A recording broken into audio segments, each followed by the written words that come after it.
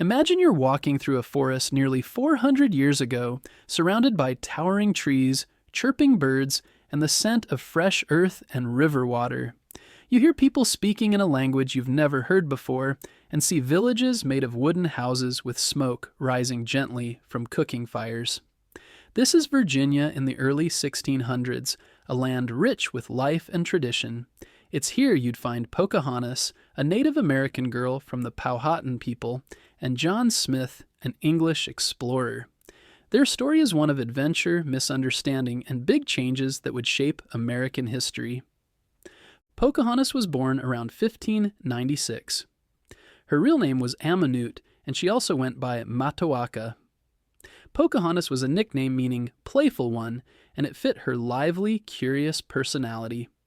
She was the daughter of Wahunsenakau, better known as Chief Powhatan, the leader of a powerful group of tribes in what is now Virginia.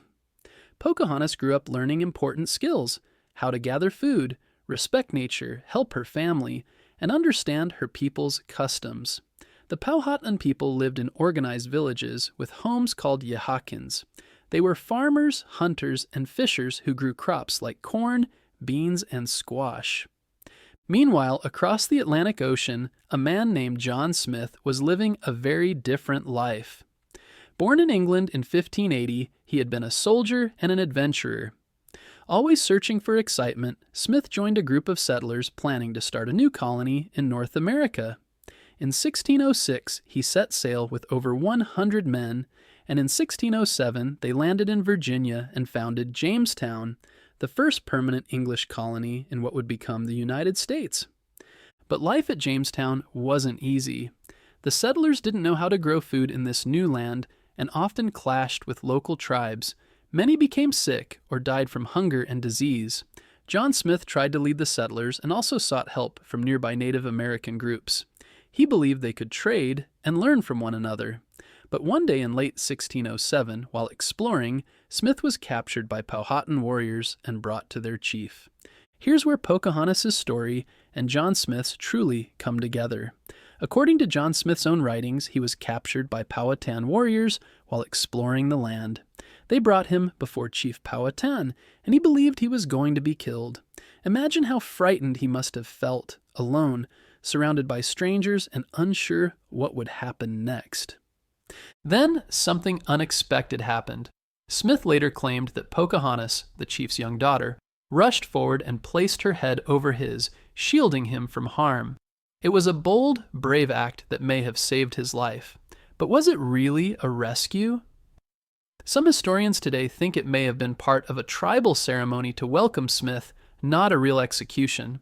Still, in Smith's eyes, Pocahontas was a hero, and that moment became one of the most famous and debated stories in early American history.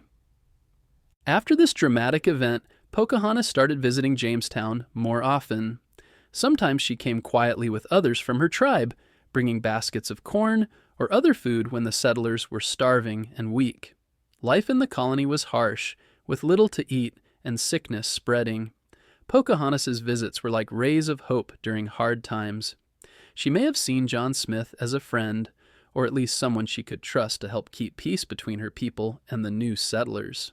It's important to know that Pocahontas was still just a girl, around 11 or 12 years old. She wasn't in love with John Smith, as some stories or movies suggest. She was a curious and kind child caught between two very different worlds, trying to make sense of it all and help when she could.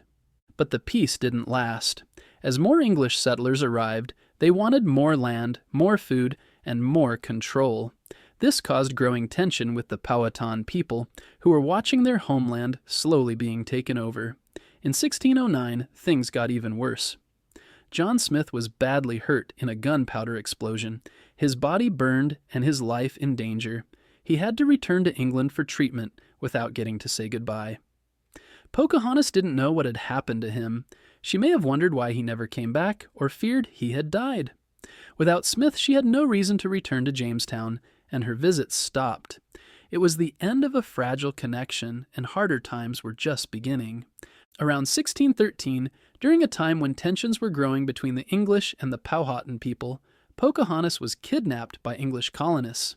They hoped to use her as a bargaining tool to force her father, Chief Powhatan, to cooperate with their demands. While living in captivity, Pocahontas was treated fairly well, but was kept far from her home and family. She was taught to read and write in English, wore English clothing, and was baptized into the Christian faith with the new name Rebecca. During this time she met John Rolfe, a tobacco farmer who believed their union could help bring peace between their two peoples. In 1614, Pocahontas and Rolfe married, a moment that brought a few years of peace between the settlers and the Powhatan tribe. Their marriage was seen as a hopeful sign that the English and the Native Americans might find a way to live together. Not long after, Pocahontas gave birth to a son named Thomas. In 1616, the little family sailed across the ocean to England.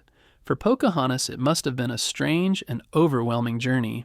She had never left her homeland before, and now she found herself in a world full of tall buildings, crowded streets, and unfamiliar customs.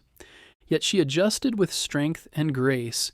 In England, she was treated as an honored guest and seen as a symbol of peace and cooperation. She met with English leaders and even royalty, showing that the New World was not full of savages, as some had believed, but of real people like her, strong, intelligent, and kind. While in England, Pocahontas also had an emotional reunion with John Smith, whom she hadn't seen in years. She had believed he was dead, and when she first saw him again, she didn't speak. The moment was full of feelings: shock, confusion, and perhaps sadness. Eventually, Pocahontas spoke to him, reminding him that he once called her a child. Now, she told him, she was a grown woman, and she expected to be treated with the respect she deserved. This moment showed how much she had grown and how deeply she understood her own worth. Sadly, Pocahontas' time in England was short. In 1617, as she and her family prepared to return to Virginia, she became very ill. Just before the ship set sail, she died at the young age of about 21. It was a tragic end to a life full of courage, change, and crossing between two worlds. Though her time was brief, Pocahontas left behind a powerful story of peace, strength, and the hope that people from very different backgrounds can find common ground. John Smith returned to writing and exploring, always including Pocahontas in his stories. Some parts may have been exaggerated, but he made it clear that he believed Pocahontas played an important role in the survival of Jamestown. He once wrote, "She next under God was still the instrument to preserve this colony from death, famine, and utter confusion." In other words, he believed she helped save Jamestown through her kindness and courage. Today, Pocahontas is remembered for bravery, intelligence, and heart. She helped people understand each other in a time of confusion and fear.